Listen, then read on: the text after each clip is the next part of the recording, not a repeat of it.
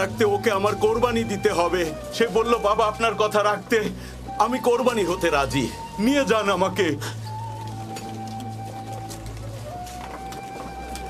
আমার পুত্রেরা, আল হিজাজে যাওয়ার ব্যবস্থা করো তোমরা। হয়তো ওখানে গেলে একটা উপায় খুঁজে পাবো। ইয়া রাব্বুল কাবা, বাঁচান আব্দুল্লাহকে। আমার চুলের পরিমাণ স্বর্ণ এবং রূপা সদকা দেব।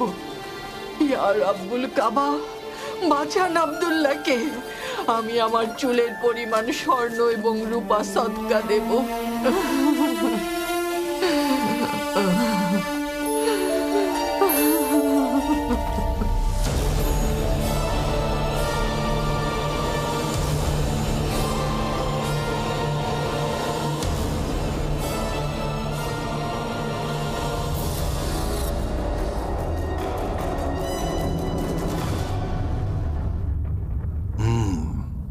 আমাকে বলো, আলকালিস গির্জার কাজ কত দূর এগুলো? ইবনে মাকসুদ, কাজ প্রায় শেষের দিকে চলে এসেছে প্রভু। খুব দ্রুত আমরা ওখানে নাজরানের শহীদদের শেষাংশ নিয়ে যাব।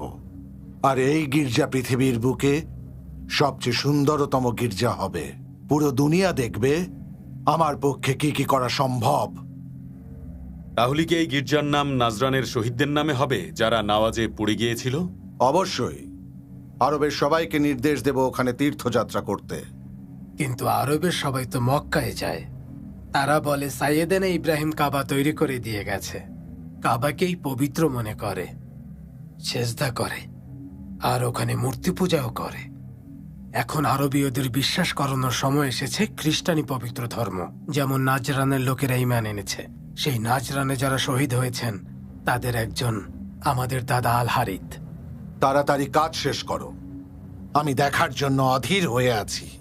কাজ শেষ করার সাথে সাথে আমি আরবীয়দের ওখানে তীর্থ করার নির্দেশ দেব।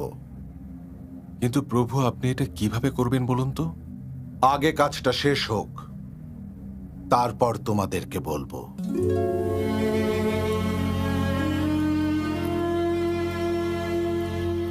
কি হলো আব্দুল মুত্তালিব? কোনো ভালো খবর? আব্দুল্লাহ বেঁচে গেছে। কিভাবে? আরে একটু ধৈর্য ধরো, আমাকে একটু বসতে তো দেবে।